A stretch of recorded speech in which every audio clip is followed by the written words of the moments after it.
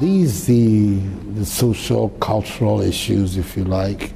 I don't believe that in Ghana so far a sufficiently strong coalition has emerged, which is having that impact on public opinion that will say, change it. Let's then have a new paradigm in Ghana. Is that something you would get behind? I think that it is something that is bound to happen. And when that happens... What's going to provoke it? What's going to make it happen? Oh, it's the activity, like elsewhere in the world. Like elsewhere in the world, the activities of individuals, of groups.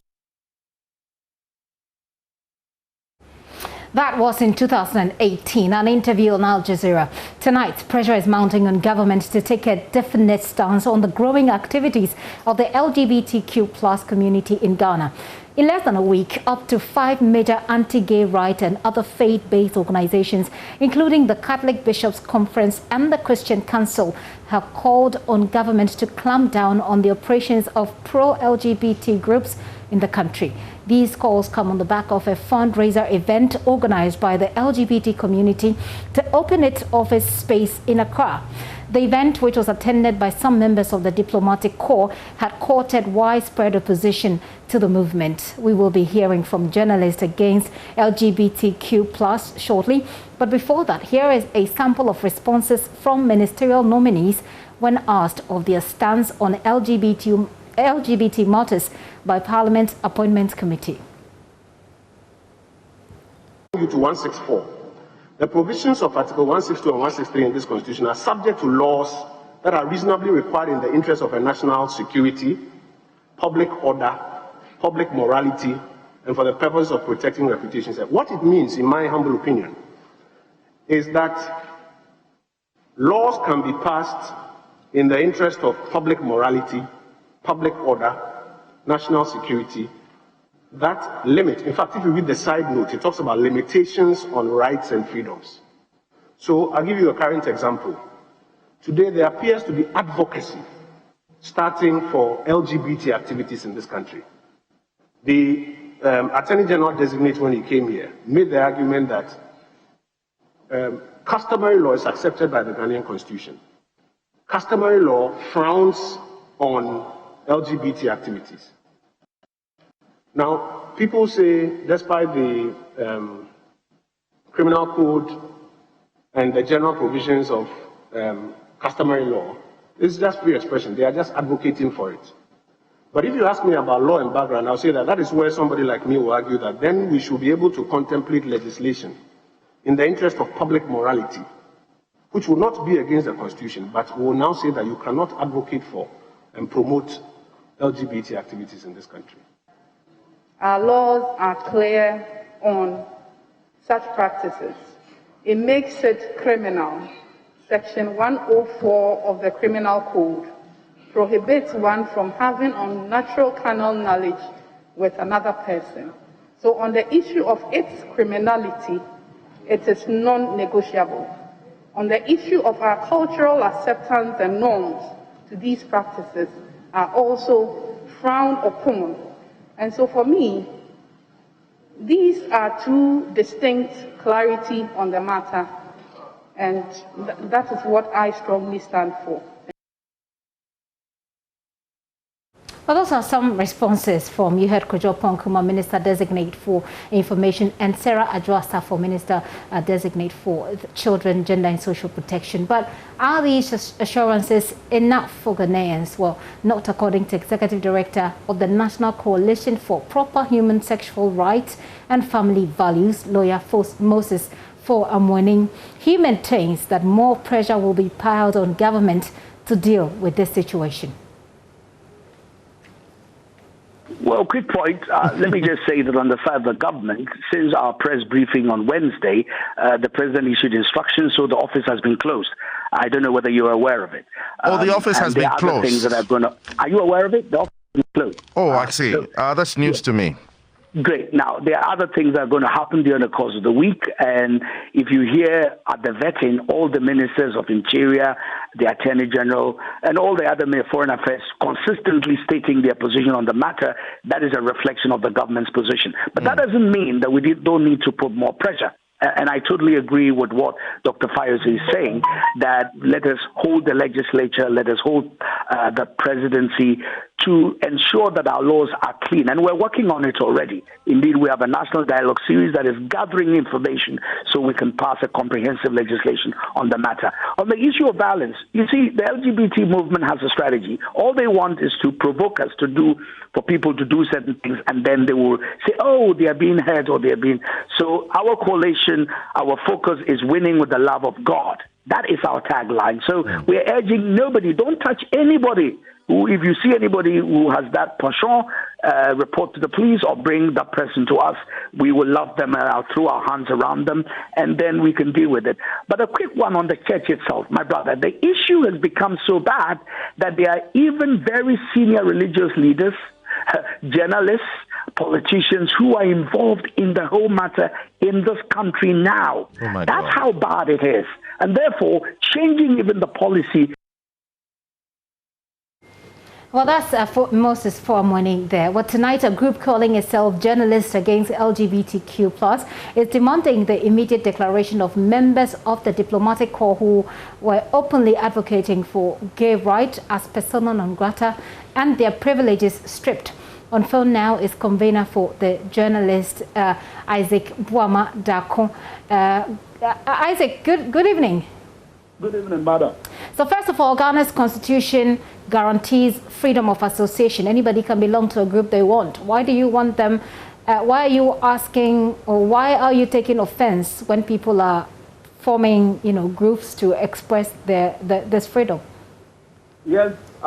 Good evening once again to you and your listeners. But if the constitution of this country allows freedom of association, then I will ask the Article 21 of the 1992 Constitution as stated. It only gives rights to form association or belong to legitimate associations, not illegal ones, not illegitimate ones, not immoral associations.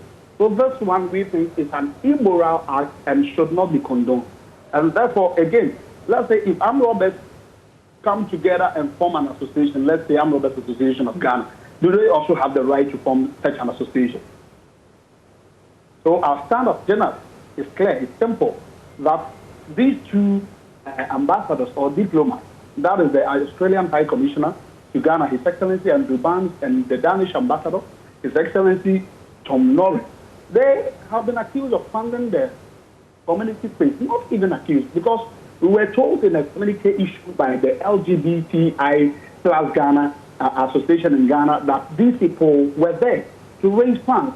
They helped them raise funds. And as a result of their action, we, Journalists Against LGBT Ghana, is drawing the attention of government to declare these persons, their presence, the presence of these diplomats in the country as unfit.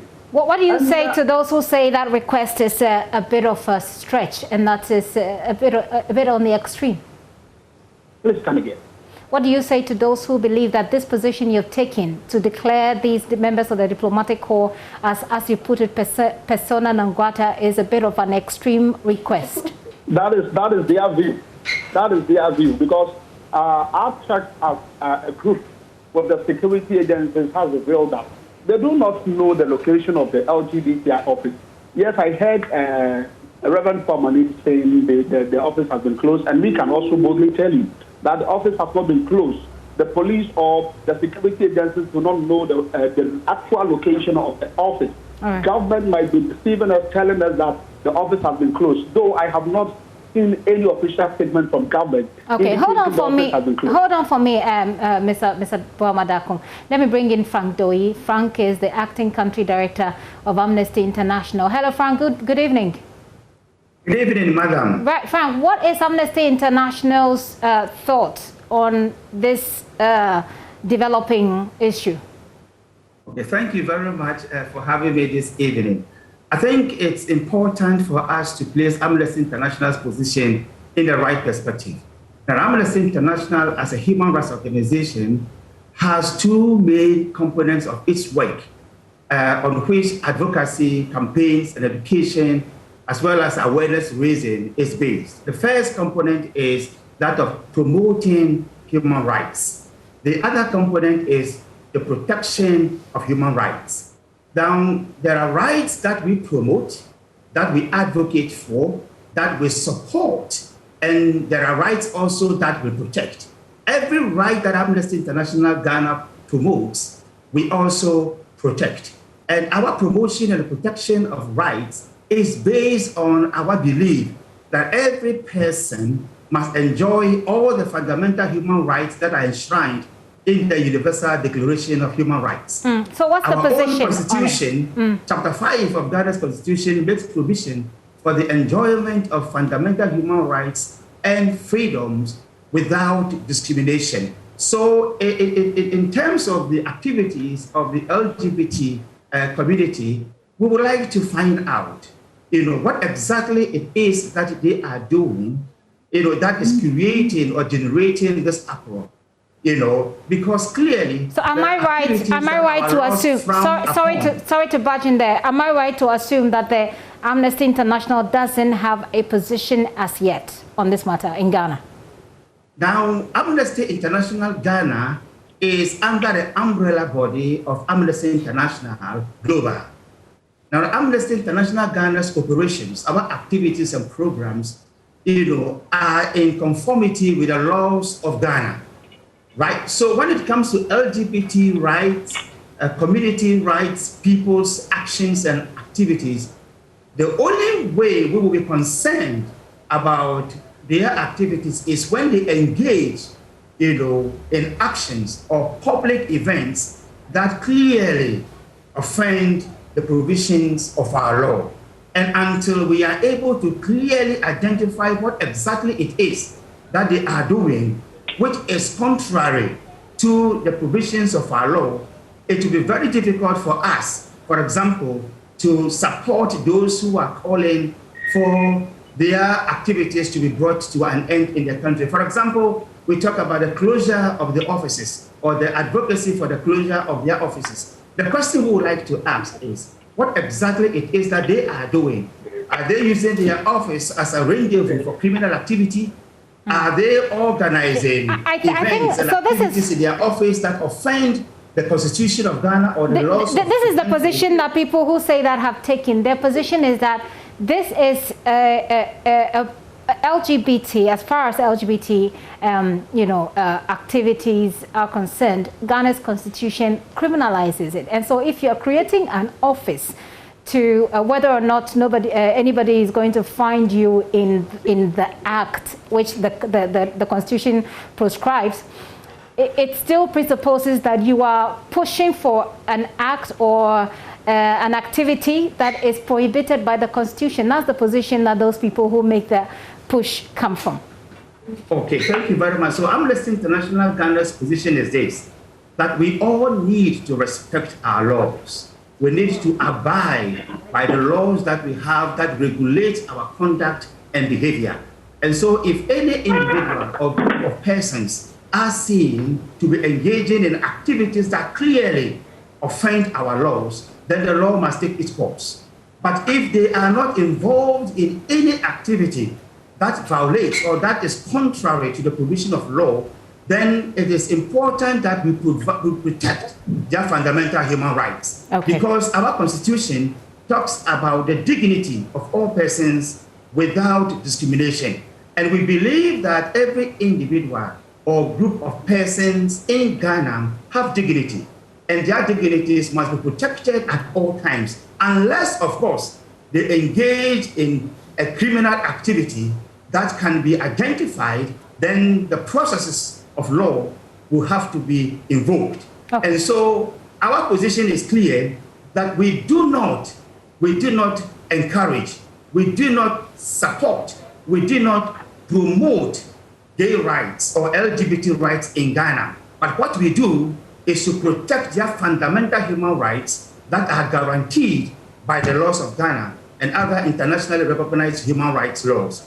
Okay. That is clearly Amnesty's position in Ghana. Mr. Doi, I'll say a very big thanks to you. But are you still there with me, journalist against LGBT? Yes, I'm here. Yeah, I'll take your final thoughts on this. So my final comment is that the actions of these LGBT plus Ghana will not affect any CSO, will not affect Amnesty International, but it will affect our children and our future as a country.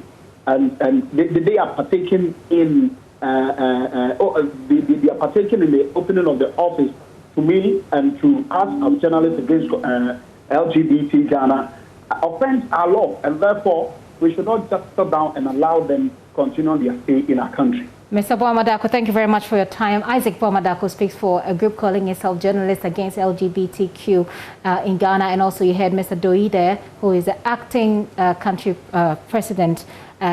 director, I beg your pardon, of the Amnesty International Group. This is Joy News Prime. I am Gifty Andopia. We're going to take a very quick break. We're right back with business. Do stay with us.